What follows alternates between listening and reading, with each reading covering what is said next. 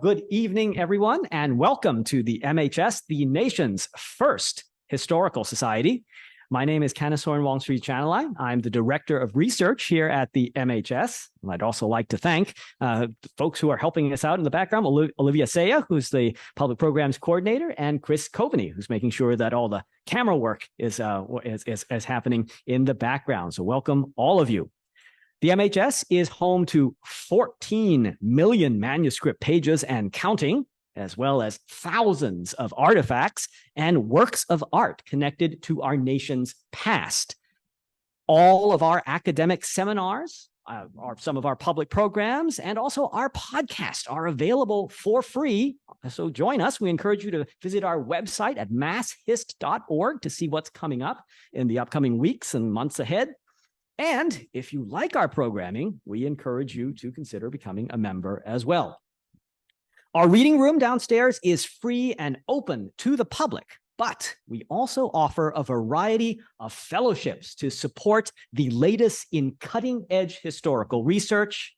These competitive fellowships have funded nearly 1,000 scholars in its existence, and we are always so thrilled when one of those folks that we funded comes back to show us what they have turned our primary sources, the building blocks of history, into with groundbreaking manuscripts like the one we're here to talk about today. Professor Matthew Dennis, our presenter this evening, is the recipient of one of those fellowships, the most prestigious of them, the long-term fellowship sponsored by the MHS and the National Endowment for the Humanities. So we're great to have him back. Matthew Dennis is Professor Emeritus of History and Environmental Studies at the University of Oregon. His books include Seneca Possessed, Indians, Witchcraft, and Power in the Early American Republic, Red, White, and Blue Letter Days, An American Calendar, and Cultivating a Landscape of Peace, Iroquois European Encounters in 17th Century America, which won the New York State Historical Association's Manuscript Award, as well as the Erminie Wheeler Vogelin Prize from the American Society for Ethnohistory. His fabulous scholarship has been sponsored by various organizations, including the Rockefeller Foundation, the Bard Graduate Center in New York, the Newberry Library in Chicago, the Huntington Library in San Marino, California, the Beinecke Library at Yale, National Endowment for the Humanities, and of course, the Massachusetts Historical Society. Professor Dennis will speak for about 30 to 40 minutes, and that will be followed by a Q&A with myself as well as our audience members. If folks are joining us online, just type your question into the Q&A box, and Olivia will read them out on your behalf. Matthew, welcome home. Thank you. Thank you. It's really nice to be here. You know, I was in awe of this place before I ever set foot in it.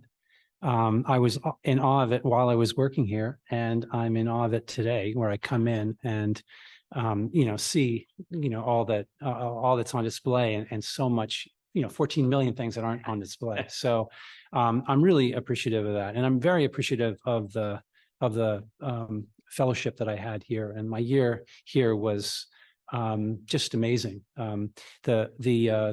The intellectual community that so many people talk about throughout academia and professional world is really alive here in ways that I continue to appreciate. So in the book, my acknowledgments, the first paragraph is all about the MHS. And I could call out individuals, but I won't do that. That's in the book itself. But I'm very grateful and very happy to be back. I thought I would just start with a few remarks about what brought me to write this book, and a little bit about its content and the weird subject that continues to fascinate me, and I hope others as well. When I applied for a fellowship here, my fellowship application must have looked very odd to the committee, because what I was coming to look at and write about were objects. And what we really think about American history or any history really are the kind of the textual basis for writing the past. You know, the manuscripts, the ephemera, the published material. But I was particularly interested, increasingly fascinated by material things and the way that they could work and have worked as sources for historical writing, because they're absolutely critical for the ways that we understand our past, the way we try to preserve it, the way we try to present it, absorb it, sometimes push it on others and ourselves. So I wrote this application. I really didn't know where it would go. And in fact, it was accepted, it was funded, and I came here and I came here to look at stuff. You know, most people want to look at text. I wanted to look at stuff, but actually the most important thing I looked at, in addition to some of the objects that I'll talk about, were the catalogs, the collections, the correspondence between the cabinet keeper, the secretary, and people all over the growing country and the world. And what this did was it really gave me a sense of how it is that the Mass Historical Society created itself, and the way that it did it by accumulating not just manuscripts and printed material, but objects.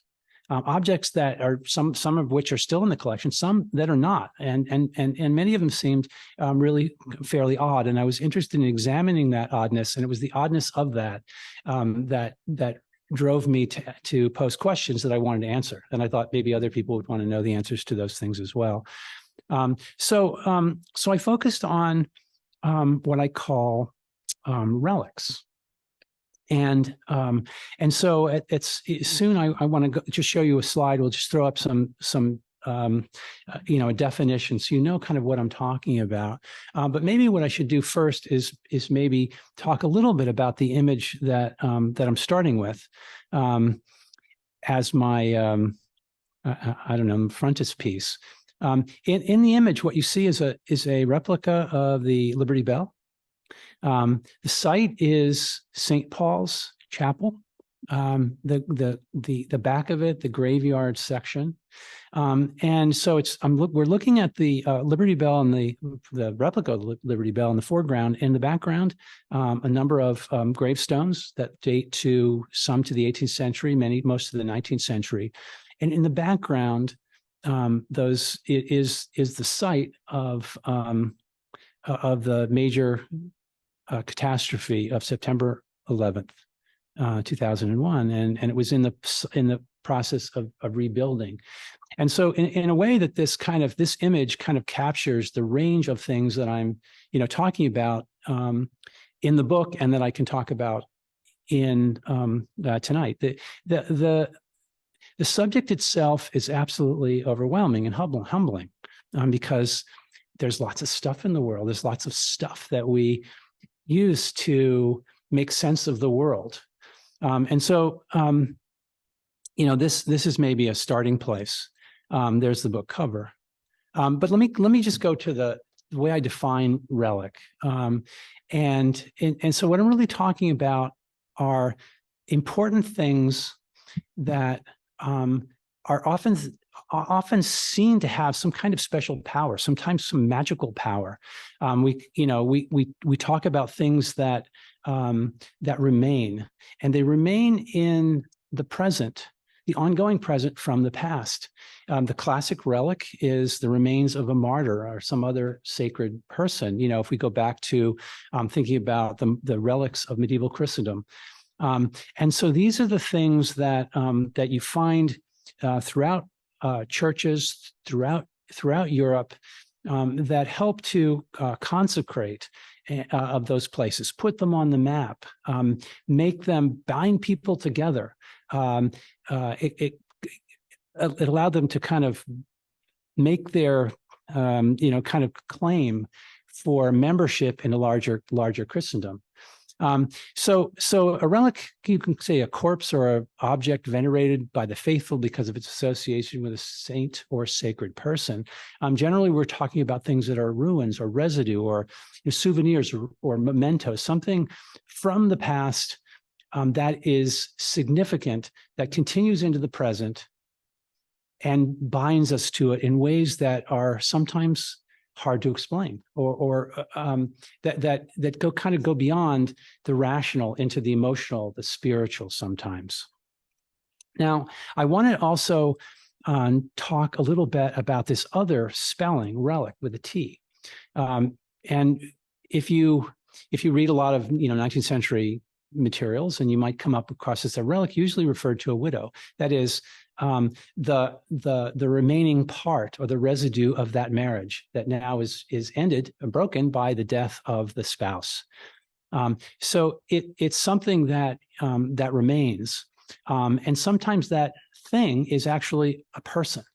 And so I talk about things that are relict, and sometimes they're as significant and prominent as, say, the Marquis de Lafayette, who came back, in the 50-year jubilee of the Revolution, and was a living relic that every person in the United States wanted to see and visit and hear. And I have a section of one of the chapters where I talk about Lafayette coming to Boston and visiting Lexington and Newburyport and other places. But it was all over the country, and people came out and they wanted to see him as a living relic, remnant of the Revolution, especially because of his close association with George Washington. So this is how I'm talking about relics, and what's really fascinating is that these that relics are not like other things. They don't just represent something. They're not like a monument, say, that commemorates some deed or some event or some person. They are actually the embodiment of that thing. And so when you come in contact with them, at least some people feel moved because they are in the presence of the history itself, the thing that connects them directly, physically, viscerally to that past. And so one of the things that I find really interesting is that as historical evidence, they don't necessarily say that much. I mean, we can see if we look at something like this. Okay, this is pretty significant. This is in the Mass Historical Society's collection, and it contains leaves. And we will stipulate that they are in fact the real leaves that were gathered on the shores of Dorchester Neck back 225 years ago. 50 years ago, yes, sorry. Historians have to get these things right. 250 years ago. But even if they weren't, they're still significant if people believe that they are, because you can see those leaves, and somehow it gives people a sense of, we were there. We are at least in the presence of the thing that lingers into the present. Or we can look at these, another important part of the collection here, epaulettes worn by George Washington. And these, most of the things that came here had a kind of sinuous path, but these came from David Humphrey, who got them from Washington when he actually resigned. And so we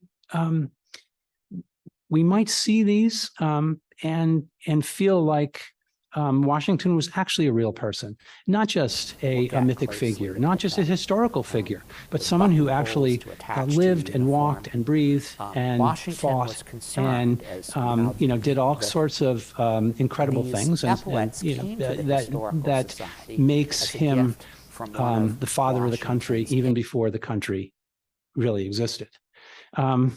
Or we can look at this. This is one of my favorite things, which I saw, displayed when I first came here for my fellowship in 2012. And so here we have the pen that Lincoln used to sign the Emancipation Proclamation. This is a real thing, a real event. And yet, if you look at the pen, there's 1,000 other pens that could look just like it, but it has the historicity that other pens don't. And so it's an ordinary object, like the epaulettes, really, or like tea leaves or the bottle that it's in, that are just ordinary, but somehow they've been transformed. And so in a way, it's not merely, if we're not really trying to just understand it as, say, a scholar of material culture might. We can look at, it's wood and the nature of the bit and the nature of the ink and all these things, but it's actually how it's been transformed by the past. And somehow it allows us to connect with that past, sometimes be moved by it, sometimes be appalled by it. And so here we have it. And this particular one actually is more significant, at least to me, because it passed to the society from George Livermore, who got it from Senator Charles Sumner, which gives it a little even more historicity. The great anti-slavery advocate and abolitionist. So one of the things that I don't want to ramble on, Kate, if you have some questions or anything, but I'm interested. So I'm interested in the book, and I talk a lot about how it is that relics work, unlike other things, other kinds of evidence, and how they have a particular power in public. So I'm mostly interested in the things that are collected and then have some kind of public life. We all have things that are very keepsakes, mementos, things that are just really important to us. And they connect us with maybe our personal past. The book is sensitive to that, but it's mostly interested in the things that do their kind of magic in public. So one of the ways that they did this early in the Republic, and the MHS was a very big part of this, was through the creation of a cabinet. When the society was created, it was created as a national historical society to chronicle the history of the United States in all of its aspects. And part of that was, a big part of that was to gather manuscripts, important manuscripts of the Revolution and of the early national period, important printed materials, ephemera from these events. But there was also a commitment to collect objects. Now, and so early on, all this stuff began to come into the museum. This particular image is Charles Willson Peale, his famous painting of his museum in Philadelphia. And I talk about that in the book, and the way that he wanted to collect all sorts of things as a kind of private educational effort. He tried to get funding, but never could quite manage it, and put them on display in the second floor of the State House, now known as Independence Hall. And you can see it looks a lot like a natural history museum with the cubicles or cubby holes in the background over his, kind of just east of, or I guess west of his left elbow. You can see the mastodon bones under, kind of partially covered by the drapery, turkeys, other kinds of bones, people in there looking.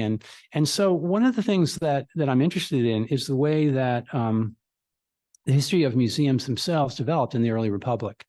And one of the things that they tried to explain was the natural history of the United States. And really, in many ways, what they were collecting was specimens. And we want to think about the difference, perhaps, between a relic and a specimen. A relic is something extraordinary. There's lots of pens, but there's only one pen.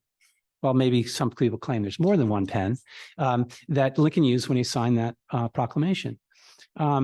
But when we're talking about specimens, what you want to actually do is find something that's ordinary or interchangeable with every other item in, say, the natural world. You want, one turkey specimen is as good as another.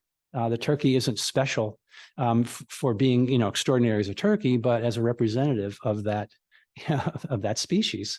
And so, but the thing that happened here and in Philadelphia and other places is that specimens could at times be turned into relics because part of this, the way that Americans were defining themselves were through the natural wonders of the landscape that they were expanding on, expropriating actually from native people, the West in the East and continuing into the West.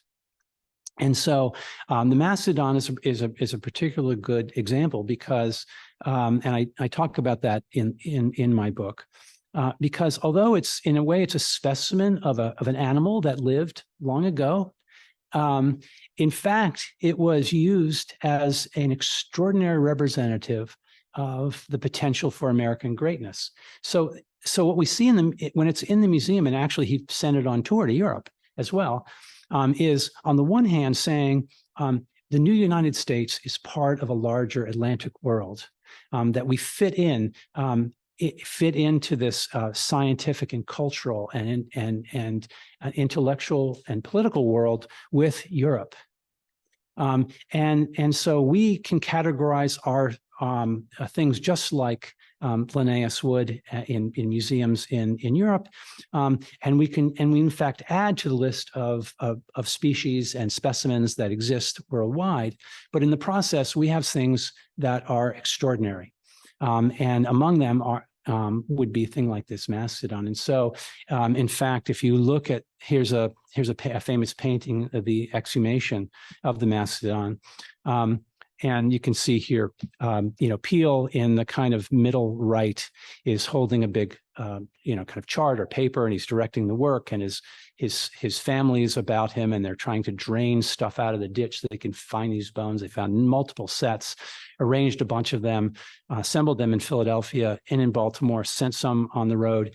And what they were doing actually was the idea was not so much that they were just like every other member of the species, but they were found in America. They symbolized American greatness, and the landscape that they existed in itself was a kind of extraordinary place that augured, greatness for the country.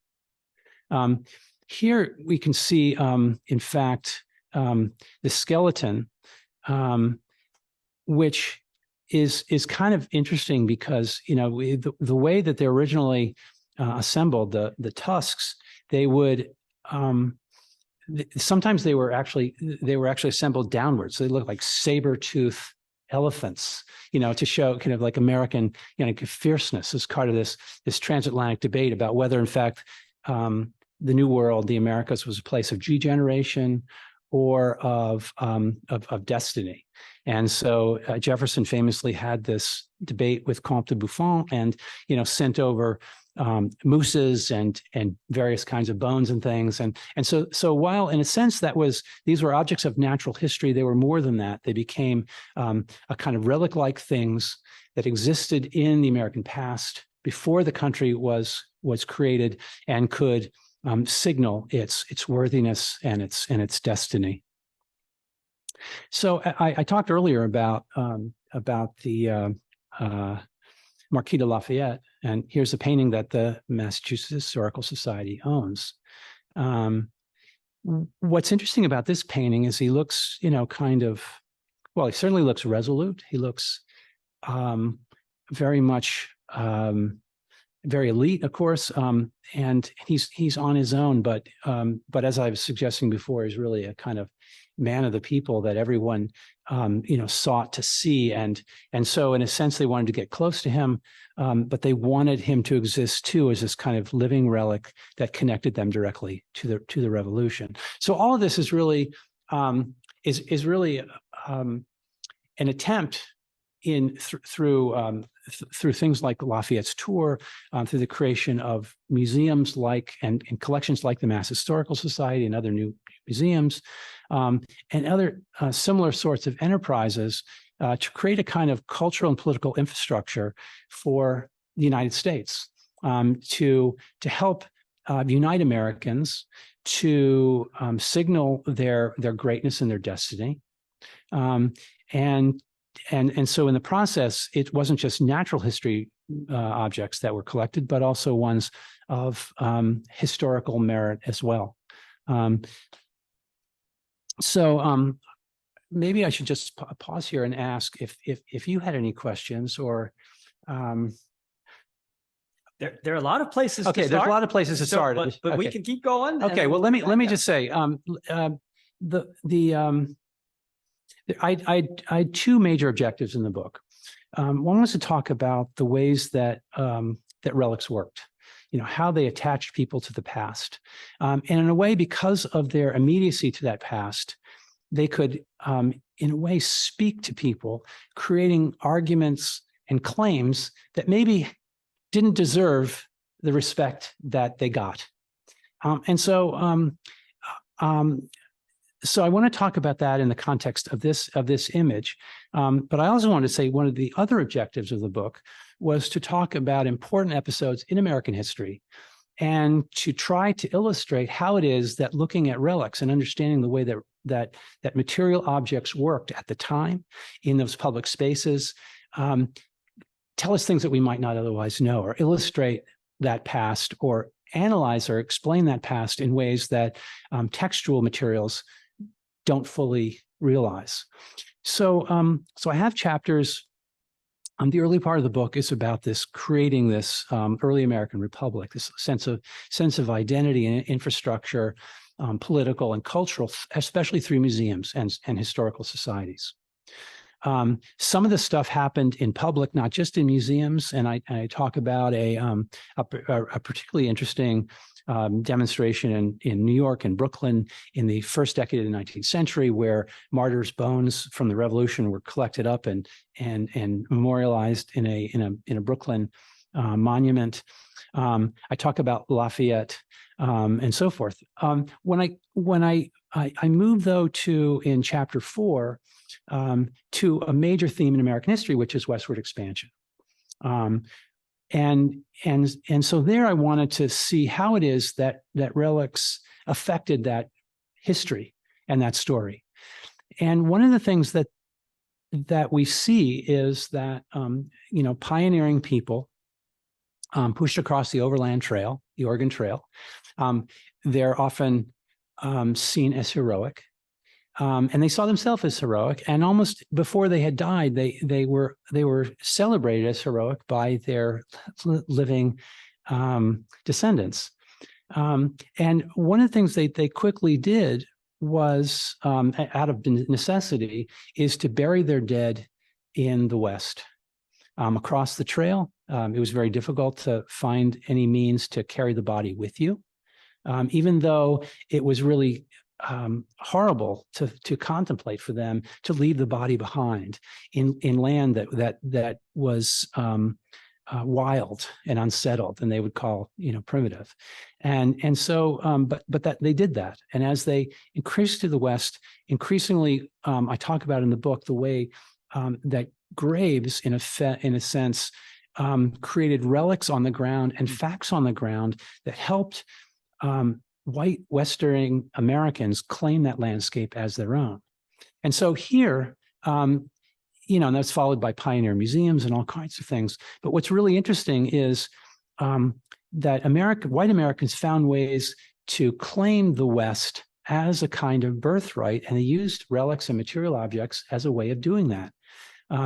And kind of obliterating what is kind of a more basic story, that this was a colonial enterprise, that the land was expropriated from Native people, often violently, and that the story of pioneers has a dark underside that wasn't being told, and the relics that were especially important in this story helped convince people that heroic mythic story of the pioneer was true, and help them gave them an excuse not to think very rationally or very deeply about what they were doing, and what the costs and consequences of what they're doing were.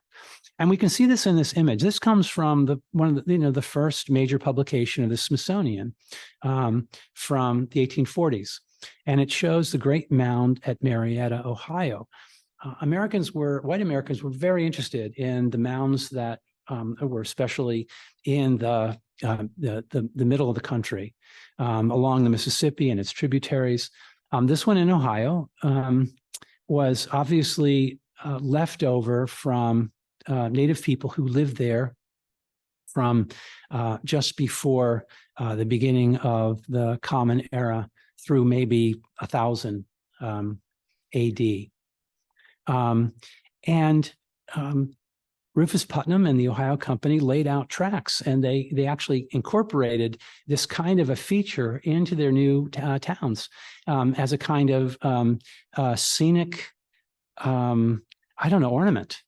And so it's interesting what you see. What you see, in fact, is mounds that wasn't a mound that wasn't plowed under, but yet somehow didn't require that Americans think about the people who had come there before and been displaced. In fact, they managed to create a kind of story for themselves that the native people that lived there were actually themselves intruders, that they had somehow displaced this greater civilization that occurred before, that had built mounds like this.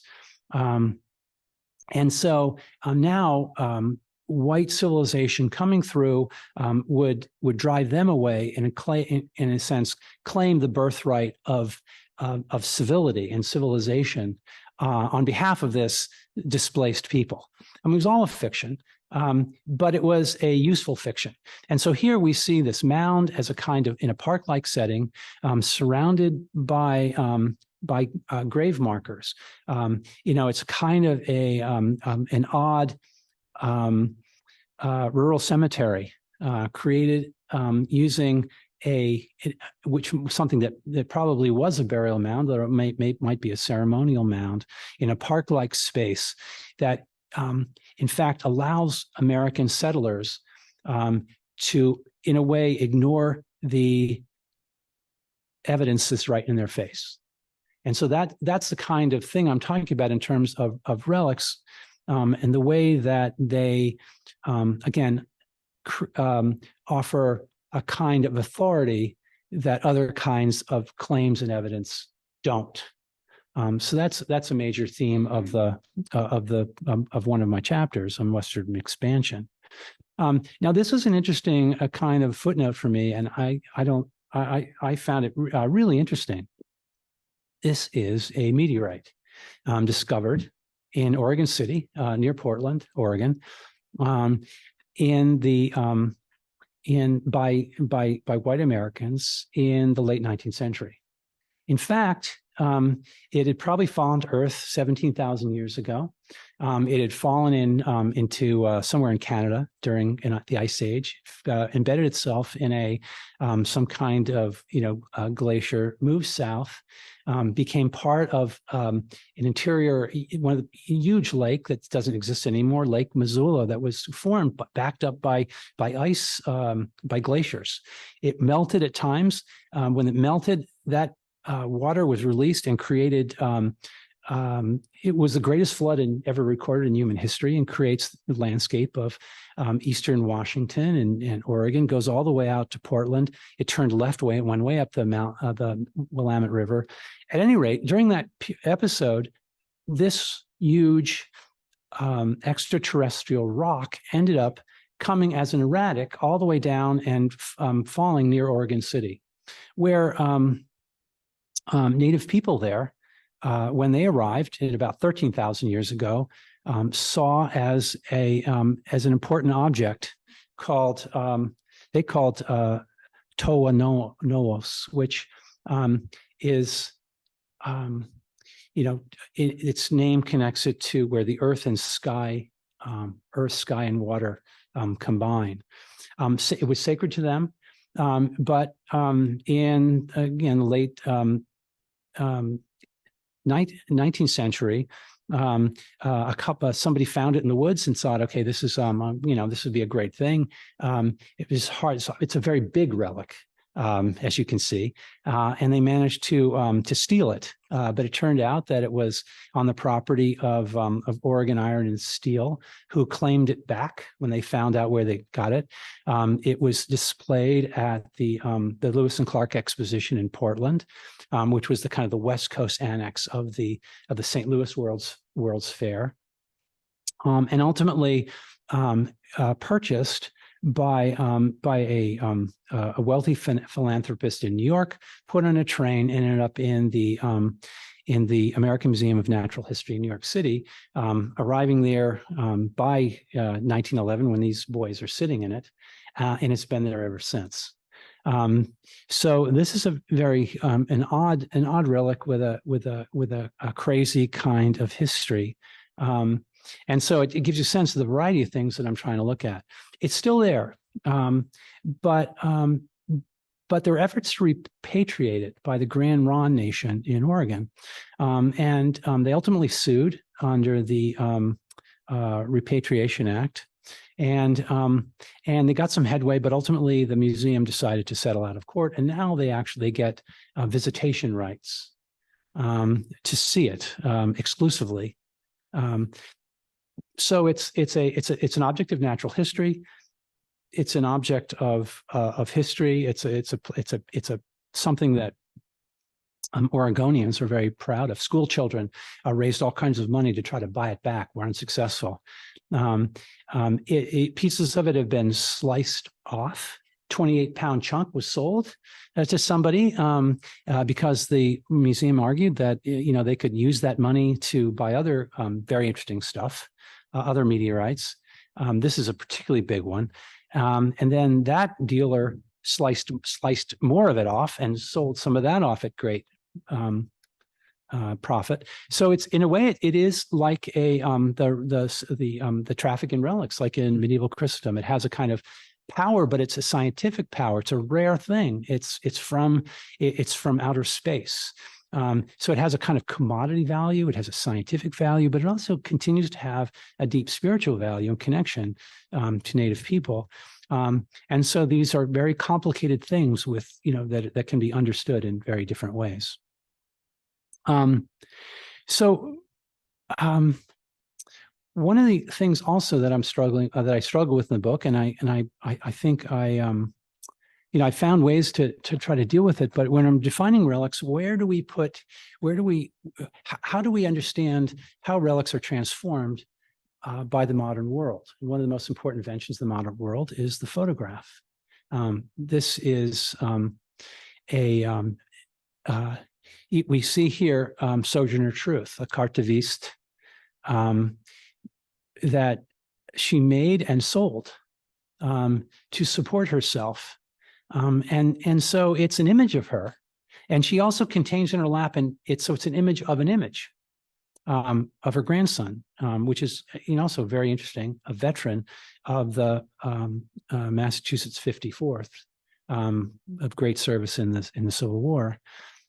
What's interesting, there's a lot of things that are interesting about it, but one of the things that worth thinking about is the way that photographs are images, but they're also objects. And we see this clearly here because Sojourner Truth sold these as a kind of testimony to her existence, her dignity, her freedom, so it was not just a picture of her, but a token of all that and what it represented. So I talk about the book later about images and photographs, and sometimes a photograph, unlike this, can be something that is deeply disturbing. And so I have chapters about the westward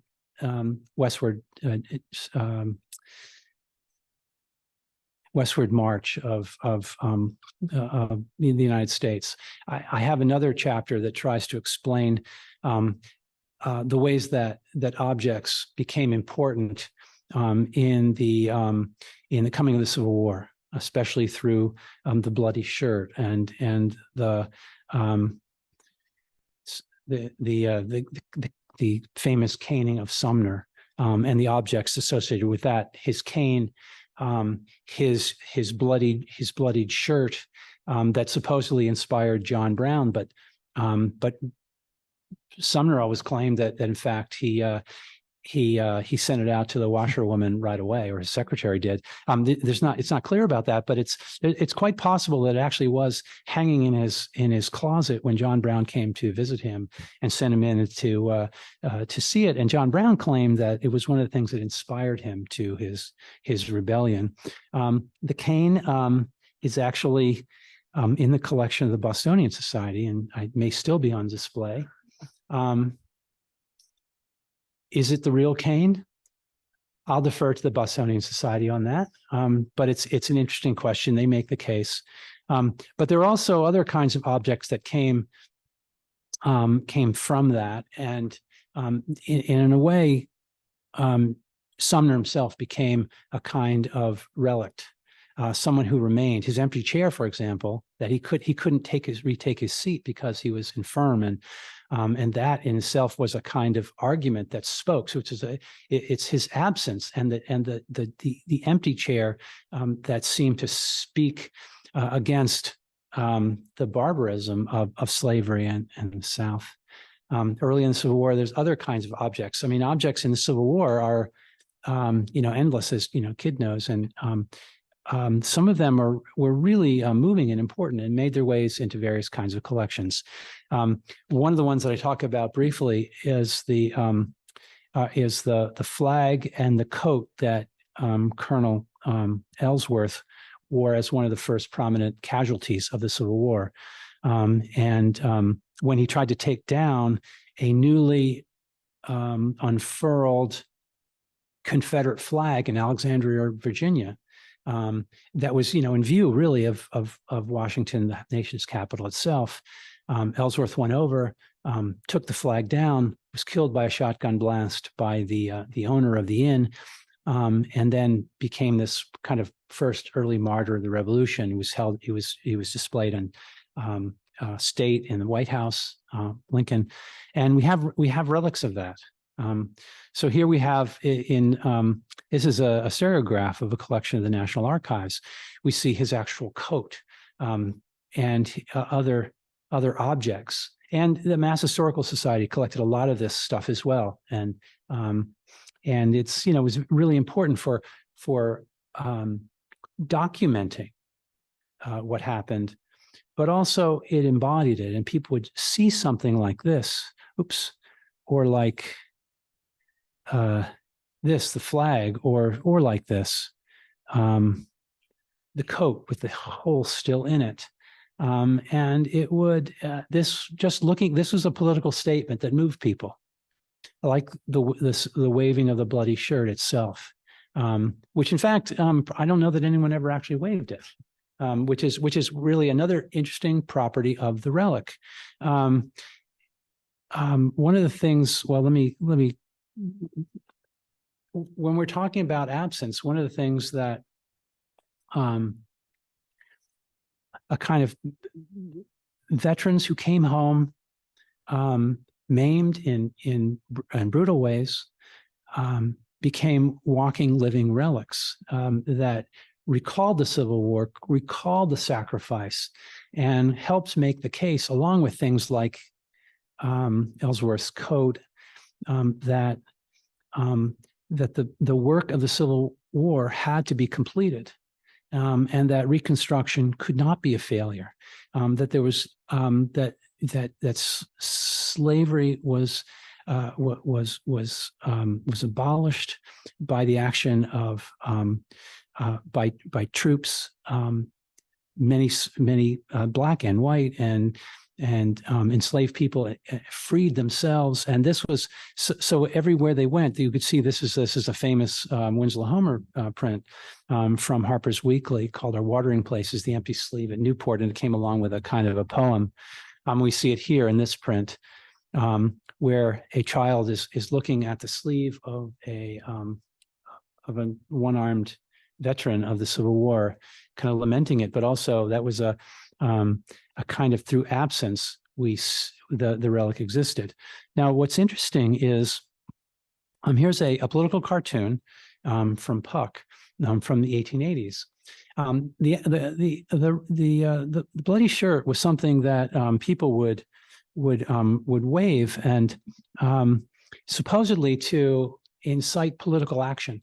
But the claim was that, that this was all a farce, that there wasn't really anything, that it's all, it's a kind of crying wolf. In fact, it wasn't crying wolf, because what was happening in the South was horrendous. But in a way, the bloody shirt has a became kind of an anti-relic, in that there really wasn't one, but it was, the claim was made that Northern orators, Republican Party orators, were making claims that, in fact, were outrageous, untrue. I guess fake news is the way we'd say it. And so this is a kind of lampoon that we see occurring here.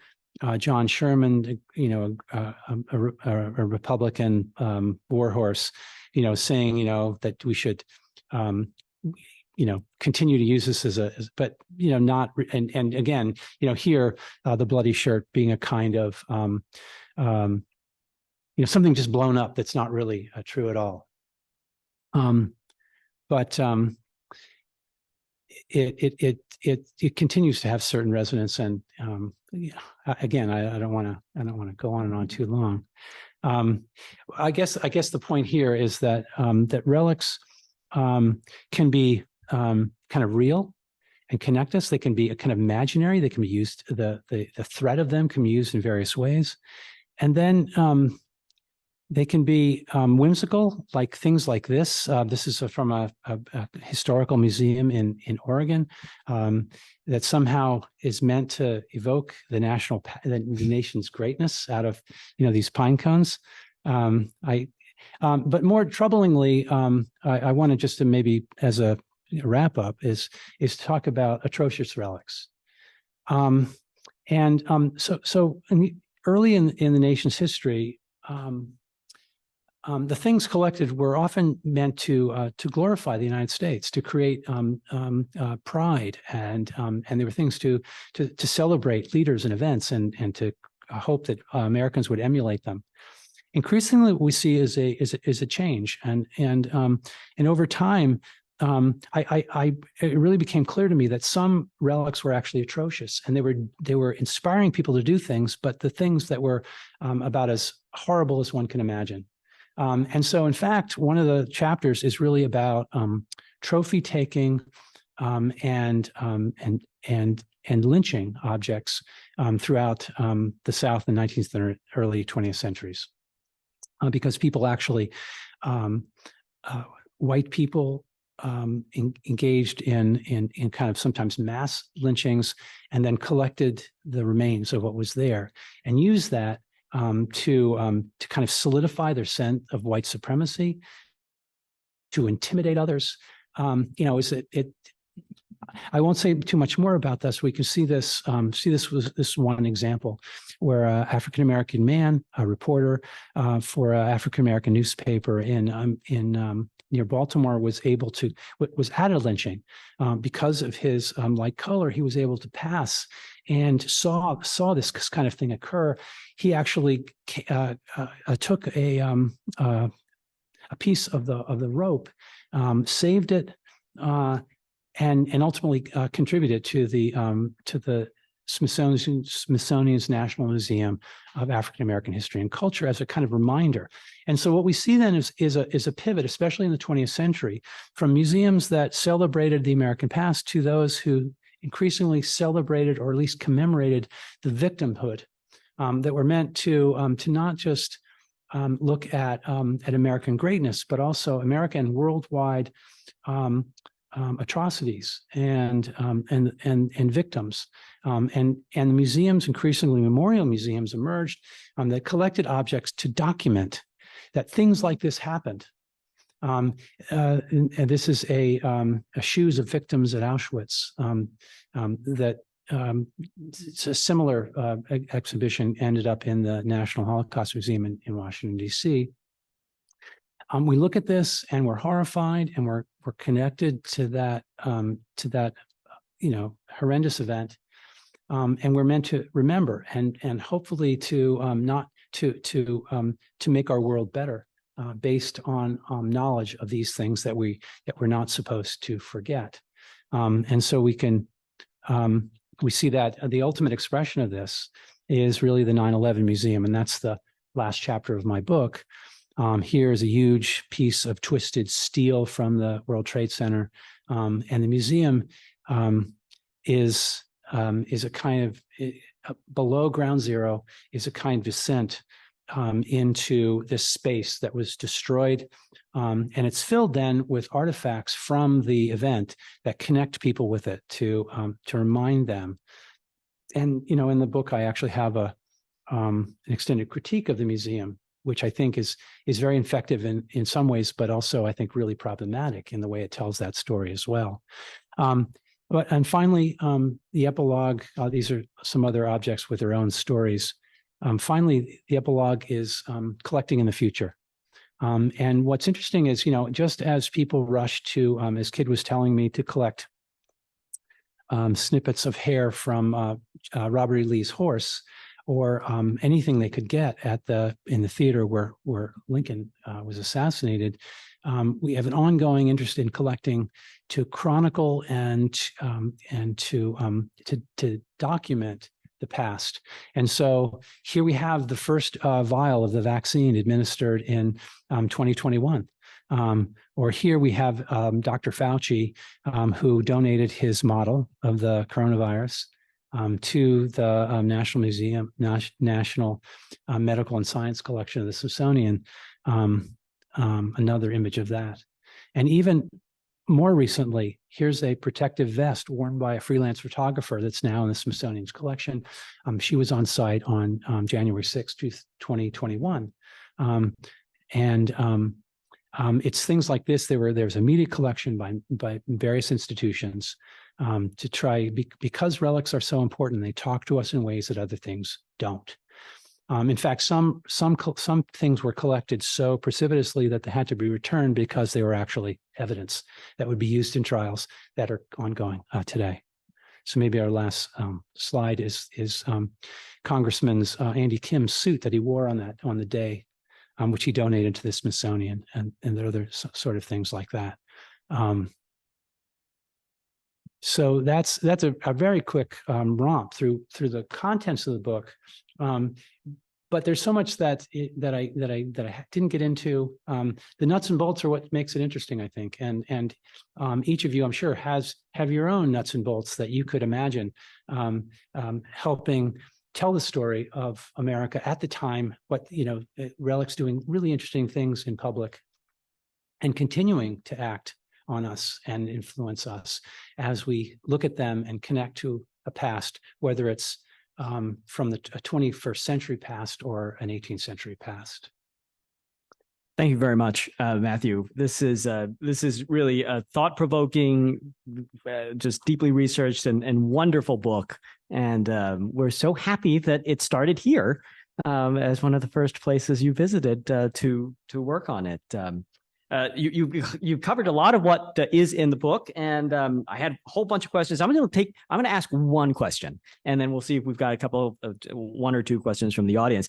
But I gather, and I was not in the room when this happened, but I gather that the selection committee was quite perplexed by your project, because we are the home of 14 million manuscript pages. We have objects, but that's not really the focus of all of this. And in fact, one of our first objects, and I was telling you about this earlier. So our principal founder is a man named Jeremy Belknap. And one of the first items he asked to have included in the MHS collections very early on is Paul Revere's account of his midnight ride. I think we'd consider this to be a relic, something that he's written down. And the moment that Belknap gets his hands on this document, he starts writing all over it, which you're not supposed to do. And he sends it to the publisher.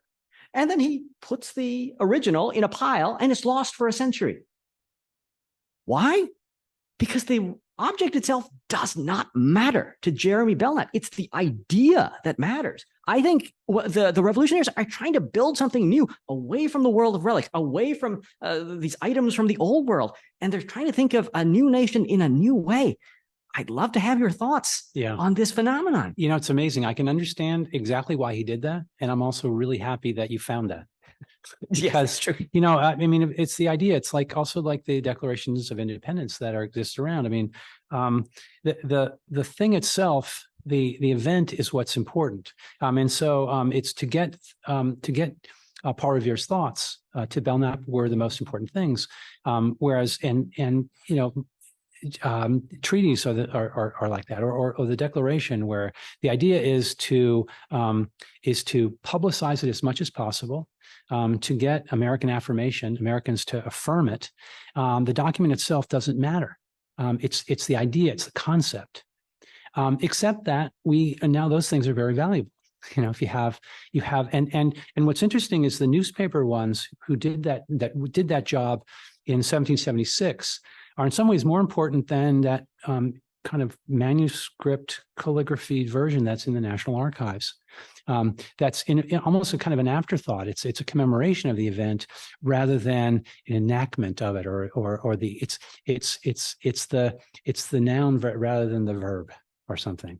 So in a way, this is the same thing with the Jerry Belknap's discarding of this document. So now we understand that text itself can be an object, and it connects us to this person, to Revere, and to the founder of the MHS. At the time, he wouldn't have thought like that, but he did care about objects. But the kind of objects he cared about, and others than the founders cared about, were these historical and natural historical artifacts that they brought into the collection at a time when the nature of museums and what they were was just being kind of formed. They didn't really know how it would be best to illustrate and to commemorate and embody the history of the United States and of its landscape. And so increasingly, the MHS and other societies like it moved away from material objects. Some things remain, but a lot of the stuff that was in there and I talk about was ultimately kind of deaccessioned. It became stuff that you didn't really want, but you didn't really want to throw away either. And I think that still happens. One of the most important kind of relic that we have are hair of great people.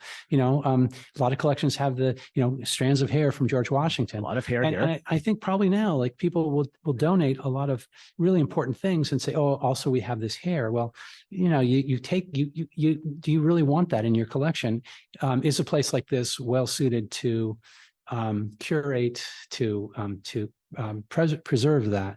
And so those have their places. We have a separation now: natural history museums, historical museums, libraries, and other kind of archival collections.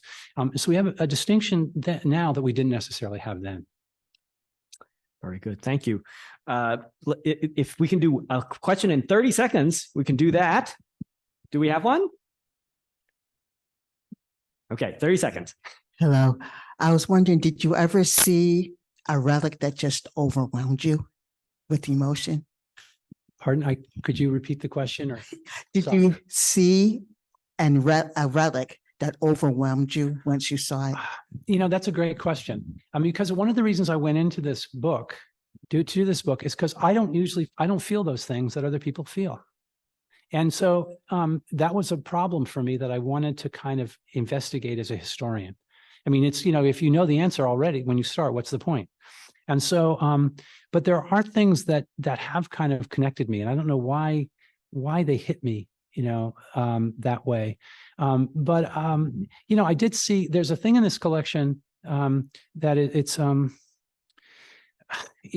a collar, that comes from the slave trade, and it was acquired by the society in 1808, I think, which is incidentally the date when the slave trade was banned in the United States. And so it became a very interesting object that it kind of connected me to that moment. It was a political statement at the time. It still is a political statement now and ongoing. So that's the thing. But I think everyone's a little different, and different things will inspire different people. I've seen many that don't inspire me, and that's surprising when they inspire other people. And I'm respectful of that. I appreciate that, and I want to learn from them. But everyone's a little different. Very good, everyone. Thank you so much for joining us. I'll make a plug for 2 of our programs next week. Our first seminar of the season is starting. See a project as it is coming right out of the ground, as opposed to a finished book like this. So that's next Tuesday in our History of Women, Gender, and Sexuality seminar series. And then next Thursday, we have a book with Professor Cassandra Good, who's talking about her book, First Family, George Washington's Heirs, and the Making of America. She will be in conversation with our very own Dr. Sarah Georgini from the Adams Papers Project. The book is American Relics and the Politics of Public Memory. The author is Matthew Dennis. Thank you very much, Matthew. Thank you very much. I appreciate it. Thanks.